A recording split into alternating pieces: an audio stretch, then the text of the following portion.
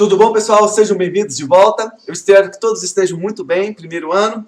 Então, vamos continuar nossos estudos falando agora sobre Vivaldi, música barroca ainda, tá? Música barroca. Tio Clóvis, ainda tem música barroca? Tem sim. O barroco é uma coisa maravilhosa aqui, ó, vai longe, tá? Então, meninos, aula passada nós falamos um pouco sobre Bach. Bach é considerado assim um dos grandes, se não for o maior compositor do período barroco, tá? Mas ele representa principalmente a escola alemã, tá? Hoje nós iremos falar sobre um outro grande compositor chamado Vivaldi. Eu conheço, tá? Eu tenho certeza que a maioria de vocês já conhecem a obra do Vivaldi, que é As Quatro Estações, que futuramente nós iremos acompanhar um pouquinho com mais calma, estudar um pouquinho com mais calma, tá? Apreciá-la. Mas hoje nós iremos falar sobre o barroco italiano, tá? No caso, Vivaldi. Tá? Primeira coisa, tio Clássico, tem diferença para o Bach? Gente, bem, tem.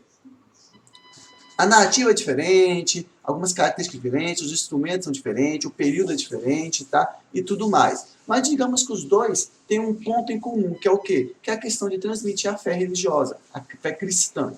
Tá? Só que nesse caso o Bach representava a igreja luterana, a Alemanha, e no caso o Vivaldi, que era padre, ele representava o quê? A igreja católica, o cristianismo.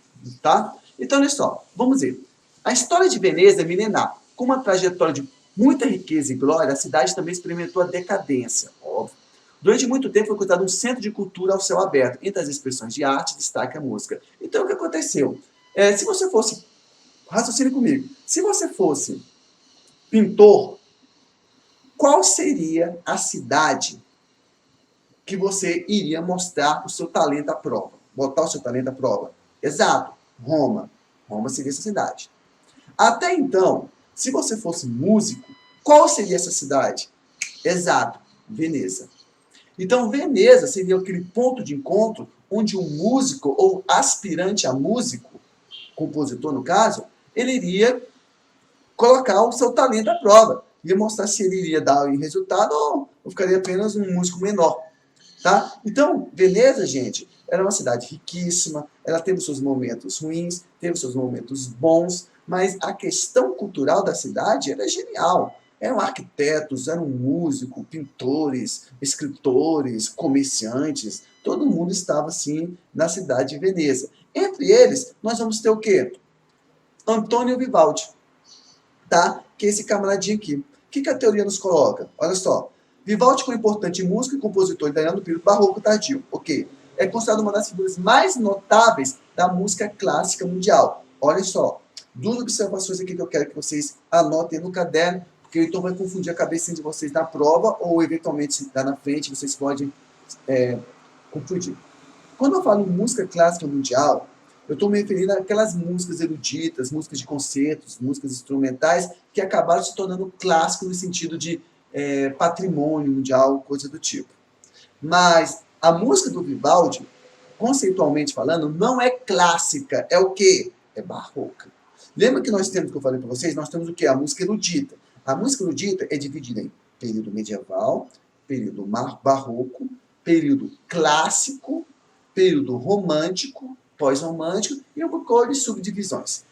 Estão entendendo? Então, quando o texto coloca, se tornou um período, uma mais notável da música clássica, ele está referindo ao período barroco? Não, está me referindo a um sentido de música clássica abrangendo assim, a grandiosidade, a importância, aquela coisa toda, né, para a cultura mundial. Mas ele não está caracterizando ela como se fosse música clássica. Não. Vivaldi é o quê? Vivaldi é do período barroco. Tá? E período barroco tardio, ele indica o quê? Final do barroco. Quando o barroco está chegando mais para o final. Tudo bem? Então, por isso que ele vai influenciar muito os compositores clássicos lá na frente. Que depois do período barroco, veio o período clássico. E essa coisa não acontece de um dia para o outro. Vai acontecendo aos poucos a transição. Aí temos uma gifzinha interessante, né? Que fala sobre a principal obra dele, que é As Quatro Estações de Vivaldi.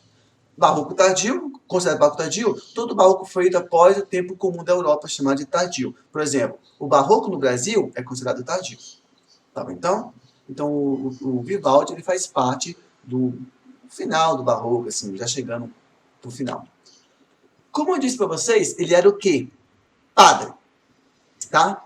Então, o que a teoria nos coloca? Era para, porém quase nunca celebrava a missa devido ao quê? A uma condição de saúde. Lembra quando eu disse para vocês na sala, que eu falei, gente, ó, o Vivaldi, ele era padre, só que ele tinha um problema de saúde muito sério. Não sei o que é médico, eu não consegui encontrar na biografia alguma informação sobre isso. Mas diziam que ele tinha muito problema, assim, que, tipo assim, tá, se mais se menos, desmaia. Sabe? Eu esqueci o nome, mas tem essa doença, não tem mesmo? Que a pessoa, sem mais sem menos, vai e desmaia, ela fica inconsciente, ela tá parada lá, de repente ela apaga. Parece que ele tinha isso. Então, o que aconteceu? O Vivaldi, ele não é que ele fala, você não é mais padre. Não, não. O pessoal falou assim, João Vivaldi, não tem como você ficar celebrando a missa, não. Então, vamos fazer o seguinte, você vai entrar como professor. Você vai ensinar os jovens padres. Então, ele entrou como... Eu não sei como é que na igreja fala isso, eu até esqueci. Tá? Mas ele seria o camarada que ensinar o pessoal. Você é professor e também ele ensinar o quê? Música. Já que ele também tinha formação musical. Tá? Então, o Vivaldi, o que aconteceu? Ele celebrava a missa, não mais, mas ele o quê? Se tornou professor do... Ai, como é que é? Tem um nome certo, me perdoe, eu esqueci realmente, tá? Tá? Então, ele se tornou professor, ensinava os jovens padres e também ensinava música para as pessoas. Uma coisa interessante é que a música, o Vivaldi também não ensinava somente as pessoas aspirantes a ser padre. Ele também ensinava a música para as pessoas comuns. Então, de certa forma, ele falava o seguinte, ó, você quer aprender música? Então vem aqui que eu te ensino. Tá? Ele ensinava que as pessoas que, digamos assim, uma pessoa que tinha mais talento, outra que tinha menos talento, assim, se tiver algum interesse, ele ensinava isso aí. Ah lá. Então, magistério. Então, ele buscou no magistério e no período que esteve, se consolidou como compositor a partir da obra 12 sonatas para violino. Lembra quando eu falei para vocês que no barroco, na música barroca alemã, qual é o principal instrumento? O órgão de tubo. E no caso do italiano, é o violino, tá? E o baixo contínuo também, mas é um instrumento de corda, mas o violino é o principal. Então, o Vivaldi continuou no magistério e também se tornou compositor, tá? Gente, uma característica do Vivaldi é que ele teve muita motivação familiar. O pai dele, a mãe deles, o pessoal de todos ali, eles gostavam, valorizavam muito essa questão musical. Tá? E valorizava também o estudo dele como padre, porque era um estudo muito completo na época. Então, olha só, seus pais, Camila Calaficio e Giovanna Battista, Vivaldi estimularam o primogênito a percorrer o caminho musical. Seu progenitor exercia o ofício de barbeiro, mas também desenvolvia seu dom para o violino. Assim não foi difícil para o homem singelo promover o meio da trajetória artística do filho, inscrevendo-se na capela de São Marco, quando ainda era uma criança, com o objetivo de lapidar seu talento na esfera da música. O que ele está falando para a gente? O pai do Vivaldi, ele era barbeiro, mas ele conhecia um pouco de música. Então, ele começou a motivar, a despertar esse talento no jovem Vivaldi e deu um jeito do Vivaldi começar a estudar, a frequentar nessa aqui, ó, na capela ducal de São Marco. E lá ele começou a ter envolvimento com os músicos maiores que também perceberam o talento dele e começou a motivar, começou a estudar, começou a ensiná-lo e tudo mais. Aí ele se forma padre e aí continua. Tá? Gente, essas são as principais obras do Vivaldi. É um monte, né? Então, olha só.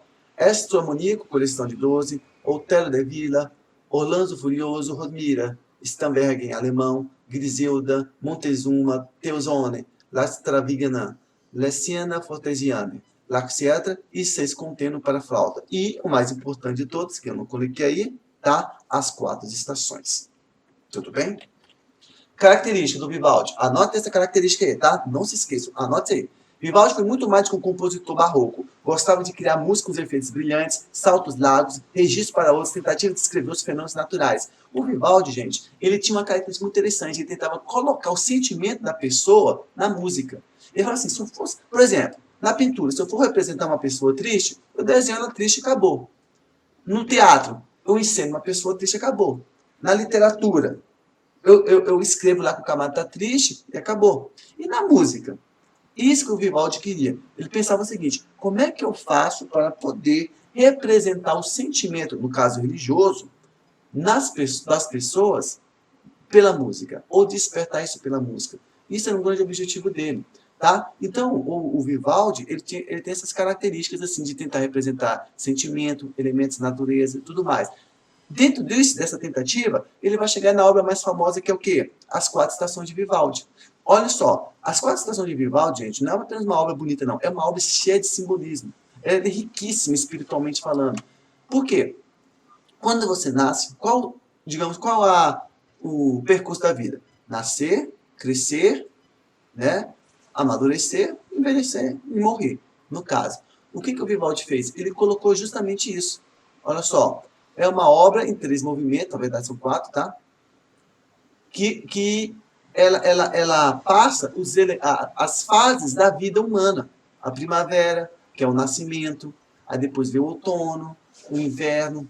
Então, cada um deles é um elemento da vida, é uma passagem da vida do ser humano. E em ambas essas obras encontramos os simples melódicos de melodias, retratando o cantar, o assobiar, retratando principalmente estilos de animais, alegria, nitidez, ou até tristeza e melancolia, que são as 2 partes finais da obra, que é o outono e o inverno, que são bem tristes, são bem, tá?